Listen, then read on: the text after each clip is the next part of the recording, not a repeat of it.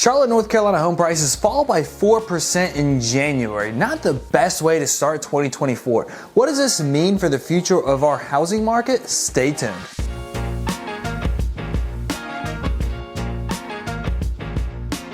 Today we're going to review the Charlotte, North Carolina housing market, give you the most up-to-date statistics, take a look at the macroeconomic trends, what the Federal Reserve is doing, and mortgage rates to help you make the best real estate decision for your family. And if you are new to the channel and want to know everything there is to know about our local Charlotte housing market, make sure you do click that subscribe button and turn notifications on so you'll be the first to know what's going on in our market. Hi guys, my name is Josh Finigan, team leader with the Finigan Group, powered by eXp Realty. And every single day, myself and my team are getting calls, texts, and emails from people just like you, either looking to buy, sell, or invest in real estate here in the greater Charlotte area. And we absolutely love it. So whether you're looking to move in 9 days or 90 days, feel free to give us a call, text us, email us, schedule a Zoom meeting. The link is in the description below. We'd love to be able to meet face to face and discuss how we can help make your move a smooth one. So as I mentioned earlier, today we're going to review the most up-to-date information on the Charlotte, North Carolina housing market. Take a look at what happened in January, what happened last year, so we can help determine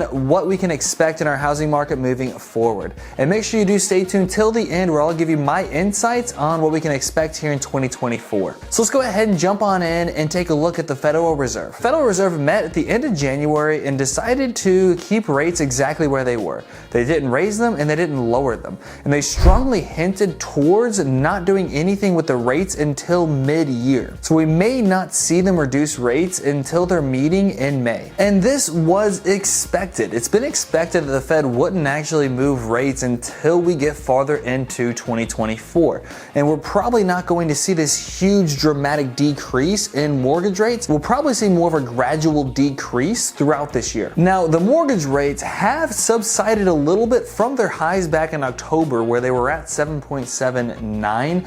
Right now, it's sitting around 6.63%. We actually shot a video recently about the housing market forecast here in 2024, where we dove deep into mortgage rates, what we can expect them to do over this year. So I'll put a link up here and in the description below if you want to check that out. But as those rates decrease, we will see more buyers enter the market, right? Buyers don't buy for price point, they buy for payment. So the rule of thumb is every 1% fluctuation in the mortgage rate, it'll affect a buyer's purchasing power by about 10%. And right now it's expected that if rates went down to 6%, 5.4 million more people could afford to buy a home. And if they went down to 5.5%, 7.7 million more people could afford to purchase a home. So as those rates subside, more people will enter the housing market, but what will they buy? For those of you who do watch our channel, you know that we chat a lot about one of the biggest issues in the housing market, and that's the supply of homes. There's just not that much inventory out there. Which, let's take a look at the housing inventory here in Charlotte, and let's take a look at the number of new listings we saw hit the market here in January of 2024. In January, 1,037 homes hit the market, which was 55% more homes that hit the market than in December,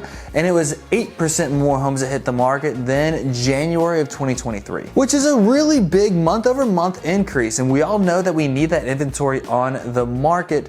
Now, part of that reason we've seen a huge increase in inventory is seasonal trends. As we enter the new year, more people will put their homes on the market, but that is a pretty substantial increase. And one reason we can point to is as those rates drop, a lot of homeowners that were sitting on the sidelines that may want to sell their home and purchase another one are going to start putting their homes on the market, because the theme last year was 80% of homeowners in the United States had a mortgage rate below 5%. So they were very discouraged from making a move. So as those rates drop, we could see some inventory free up. In January, we saw 1,032 homes accept an offer, which was a 43% increase than the number of homes we saw accept an offer in December, but it was a 3% decrease from the amount of homes that accepted an offer in January of 2023. So again, we saw an increase in the amount of pending sales month over month, partially because of seasonal trends, partially because more listings on the market. There's a lot of buyers that have been waiting for those homes to come on the market, so they got more homes that actually accepted offers. And we are relatively on par par with the amount of homes that accepted an offer this time last year. So in January, the number of new listings barely outpaced the number of pending sales. And one thing this will point to is as those rates subside, that supply and demand will both probably increase. More people will be open to putting their homes on the market, but also more people will be in the market to purchase. In January, we saw 622 homes close, which was a 28% decrease from the number of closed homes in December,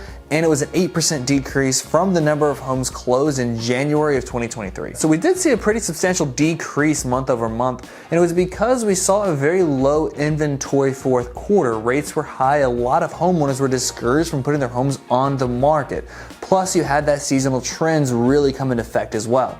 And closed homes are a lagging indicator, right? It takes a little bit of time for those closed homes to really kind of catch up to what we actually see in the active and pending market. In January, the average sales price here in Charlotte was $488,000, which was a 4% decrease from the average sales price in December, but it was still a 7% increase from the average sales price in January of 2024. So we did see a little bit of a dip in the sales price, but we still saw a pretty healthy increase when we look at year-over-year numbers. And fluctuation in price is expected when you get towards those winter months, that fourth quarter season. So I'm not that worried about a little bit of a lower sales price to start the year. We'll probably see prices steadily increase over the coming months. But what does all of this data mean? For you home sellers out there, we will probably see rates subside, but not at a very fast pace. And we will see more buyers enter the market as those rates drop, but we'll also see more inventory enter the market. But overall, we do have a large inventory issue. We've had very, very low levels of inventory for the past decade. So it is still a very strong time to sell a home.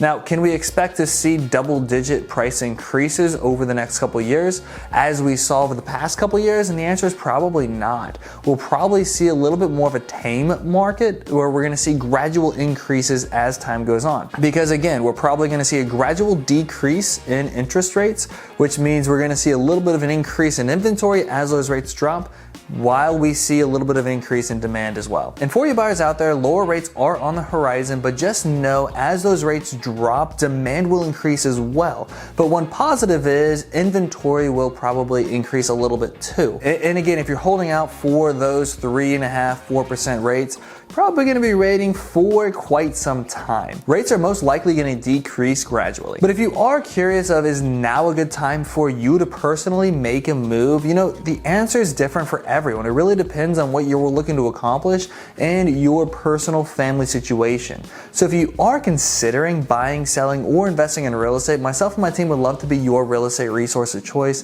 Feel free to give us a call, text us, email us. I'd love to sit down with you, chat about your goals, chat about the market, and really identify when a good time for you to make a move would be. Guys, thank you so much for watching. I'll catch you in the next video.